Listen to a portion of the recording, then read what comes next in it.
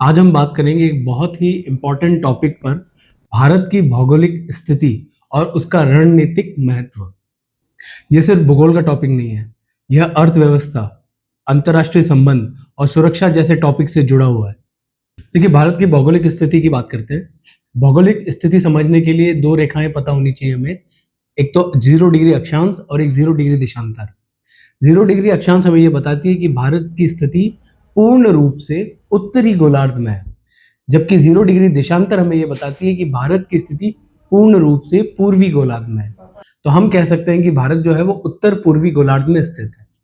इसी को और थोड़ा विस्तार से समझते हैं कि भारत में एक प्रमुख अक्षांश गुजरता है, 23.5 डिग्री उत्तरी अक्षांश, या जिसे हम कहते हैं कर्क रेखा, ट्रॉपिक ऑफ कैंसर। अक्षांश रेखाओं से हमें तापमान और जलवायु की जानकारी मिलती है।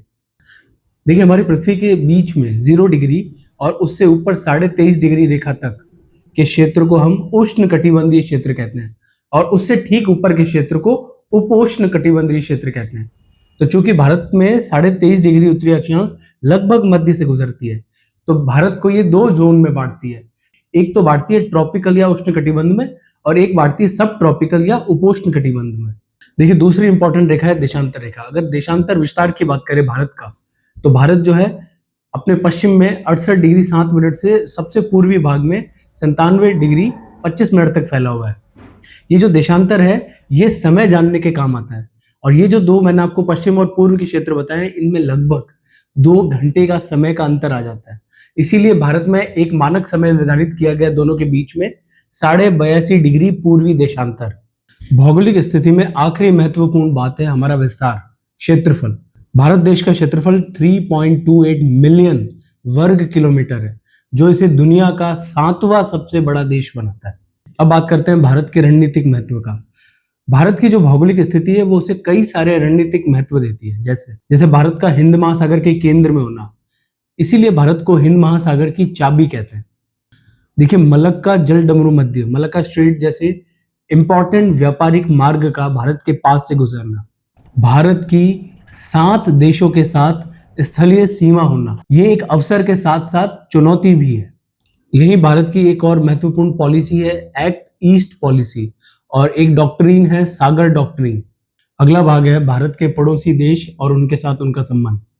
तो भारत के पड़ोसी देश हैं क्रमशः पाकिस्तान, फिर अफगानिस्तान, चाइना, नेपाल, भूटान, म्यांमार और बांग्लादेश। इसमें भारत का पाकिस्तान के साथ LOC पर विवाद है, चीन के साथ LAC पर विवाद है, और हाल ही में 2015 में हमने बांग्लादेश के साथ लैंड बॉर्डर एग्रीमेंट किए हैं। ये सभी के सभी भूगोल के साथ साथ इंटरनेशनल रिलेशन से भी संबंधित है। अगला सेक्शन है भारत की समुद्री सीमा और व्यापार। भारत की समुद्री सीमा लगभग 7,500 किलोमीटर लंबी है।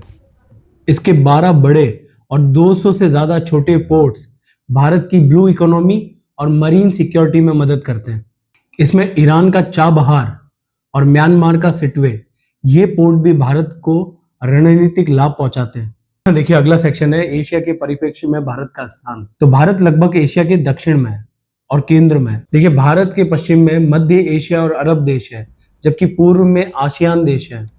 भारत के उत्तर में हिमालय है, तथा ऐसे ही दक्षिण में समुद्र का विस्तार है। देखो, प्रीलिम्स के दृष्टिकोण से आपसे पूछा जा सकता है भारत की तटरेखा कितनी लंबी है, भारत के पास कौन सा जल डमरू मध्य स्थित है। देखिए, मुख्य परीक्षा के दृष्टिकोण से इस टॉपिक से बहुत अच्छे सवाल बन सकते हैं, जैसे कि भारत की भौगोलिक स्थिति भारत की विदेश नीति को भी तय करती है। चर्चा करें, भारत की समुद्री सीमाएं किस प्रकार से उसकी सुरक्षा करती है। अगर ये वीडियो आपको उपयोगी लगा तो प्लीज इसे सेव कर लीजिए और कमेंट करके बताइए कि नेक्स्ट वीडियो आपको किस टॉपिक पे चाहिए।